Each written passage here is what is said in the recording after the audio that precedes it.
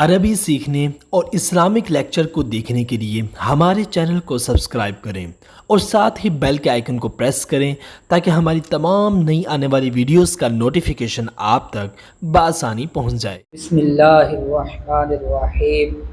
ترجمے کرنے سے متعلق ہماری گفتگو ہو رہی تھی۔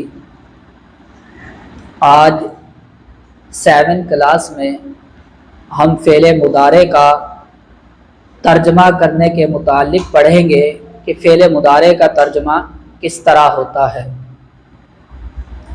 سب سے پہلے تو جب بھی عبارت میں فعل نظر آئے تو آپ نے اس بات کا تعین کرنا ہے کہ یہ فعل ماضی ہے یا فعل مضارع ہے، اور اگر یہ فعل مضارع ہے تو آپ نے اب جو فعل مضارع ہوتا ہے اس میں 2 احتمالات ہوتے ہیں، ایک پریزنٹ اور دوسرا فیوچر۔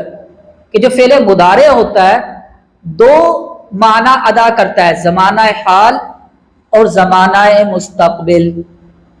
تو سب سے پہلے تو ہم نے قرائن سے، سیاق و سباق کے اعتبار سے سب سے پہلے تو ہم نے یہ فائنل کرنا ہے کہ یہاں پر فیوچر والا ترجمہ کیا جائے گا یا پریزنٹ والا ترجمہ کیا جائے گا، زمانہ حال والا ترجمہ کرنا ہے یا زمانہ مستقبل والا ترجمہ کرنا ہے۔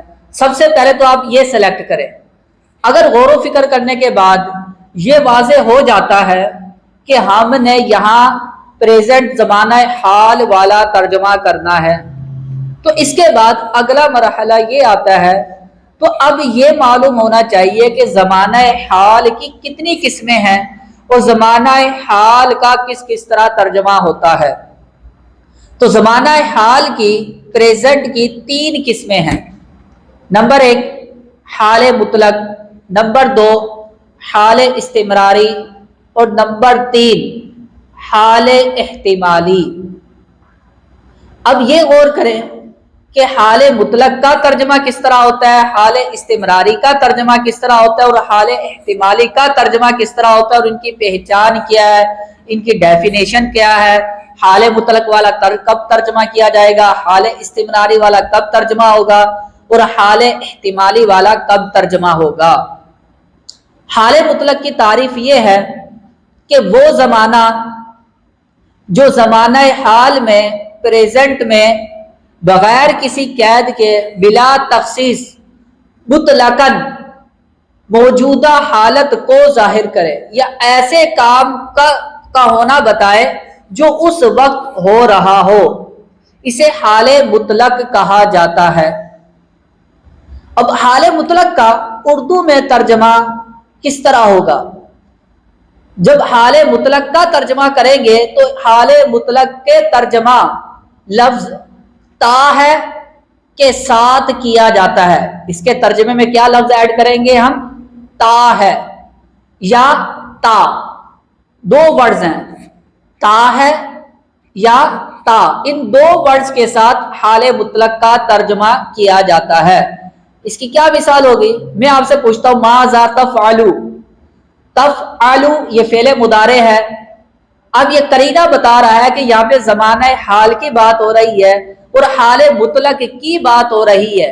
اب حال مطلق والا ہم ترجمہ کریں گے تا ہے، تو اس کا ترجمہ یہ ہوگا ماذا تفعلو، آپ کیا کرتے ہو، اقرأو میں پڑھتا ہوں، ادرسو میں پڑھتا ہوں۔ اب دیکھیں یہاں پہ تا ہے کے ساتھ حال مطلق کا ترجمہ کیا جا رہا ہے۔ اچھا، مزید اردو ادب کے اعتبار سے اردو قواعد کے مطابق لفظ تا ہے یہ 3 احتمالات رکھتا ہے۔ لفظ تا ہے یہ 3 احتمال رکھتا ہے۔ ہمیں کیسے پتا چلے گا کہ یہاں پر حال مطلق والا ترجمہ کیا جائے گا؟ اس کی کیا پہچان ہے، اس کی کیا علامات ہیں؟ اب اگر یہ دیکھیں، متکلم فعل مضارع لا کر پریزنٹ میں مطلقاً بغیر کسی قید کے کام کا واقع ہونا، کام کا کرنا بتانا چاہتا ہے تو پھر ہم حال مطلق والا ترجمہ کریں گے، لفظ تا ہے کے ساتھ ترجمہ کیا جائے گا۔ ادرسو میں پڑھتا ہوں، آکلو میں کھاتا ہوں۔ تو قرائن سے اگر یہ پتہ چل جائے کہ وہ زمانہ حال میں مطلقاً کسی کام کے واقع ہونے کی خبر دینا چاہتا ہے تو پھر ہم حال مطلق والا ترجمہ کریں گے، لفظ تا ہے اس کے ترجمے میں ایڈ کریں گے، جیسے آکلو میں کھاتا ہوں، اسلی میں نماز پڑھتا ہوں، کوئی اپنے بارے میں خبر دے تو۔ اچھا دوسرا احتمال یہ ہے کہ لفظ تا ہے اردو ادب کے مطابق یہ مستقبل قریب کا بھی معنی دیتا ہے، مستقبل قریب کا معنی دیتا ہے۔ اگر متکلم فعل مضارع لا کر مستقبل قریب میں کسی کام کے واقع ہونے کی خبر دینا چاہتا ہے تو اس صورت میں بھی حال مطلق والا ترجمہ کیا جا سکتا ہے۔ اس کی مثال کیا ہوگی؟ میں آپ سے کہوں بتا تذہبو، آپ کب جاؤ گے؟ آپ بولیں اذہبو، اور ترجمہ کیا کریں؟ میں جاتا ہوں، میں جاتا ہوں۔ اب متکلم نے اذہب لا کر بتانا یہ چاہتا ہے، مستقبل قریب ہی میں اس کام کے واقع ہونے کی خبر دینا چاہتا ہے، میں جاتا ہوں مطلب یہ ہے کہ بس میں ابھی جاؤں گا۔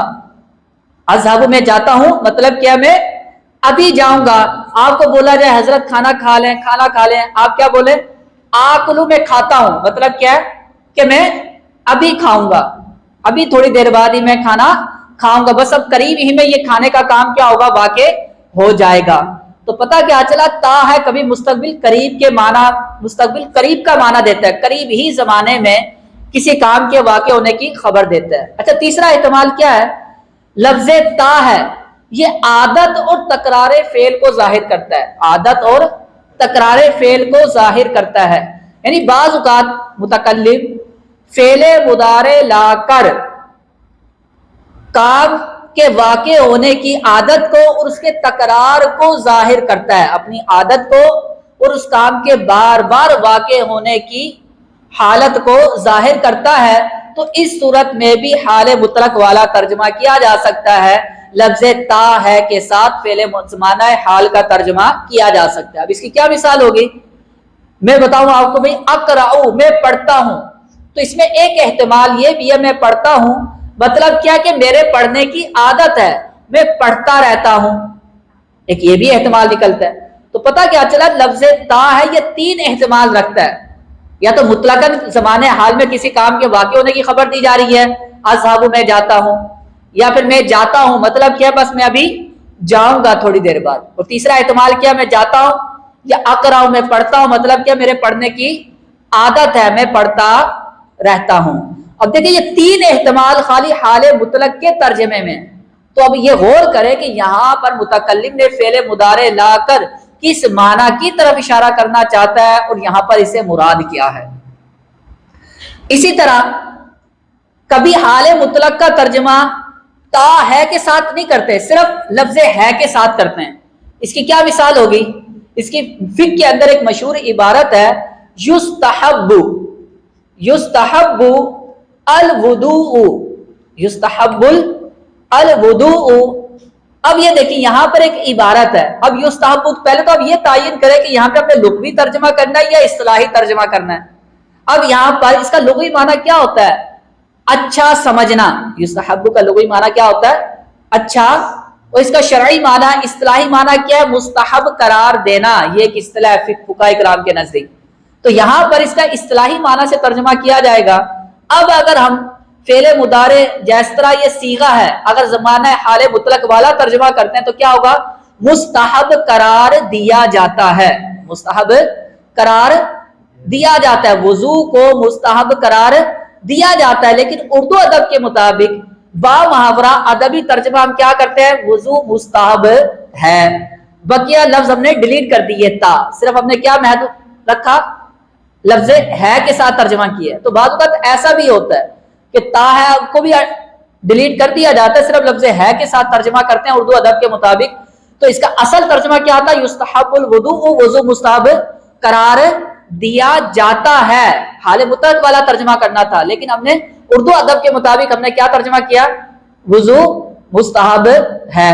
اسی طرح ایک اور مثال، احفظ الدرس، میں سبق یاد کرتا ہوں۔ میں آپ سے یہ پوچھوں هل تحفظ الدرس، کیا آپ سبق یاد کرتے ہو؟ ایک یہ ترجمہ ہے، اور دوسرا کیا ترجمہ ہوگا؟ کیا آپ کو سبق یاد ہے؟ اب دیکھ کتنا فرق آ گیا بات میں، کیا آپ سبق یاد کرتے ہو؟ احفظ میں بولوں میں سبق یاد کرتا ہوں، اور اس طرح یہ بھی ترجمہ کیا جا سکتا ہے مجھے سبق یاد ہے۔ اب ہے حال مطلق، لیکن دونوں باتوں میں کیا ہے؟ فرق ہے. تو لہذا ترجمہ کرتے وقت ہماری ان چیزوں کی طرف بھی توجہ ہونی چاہیے.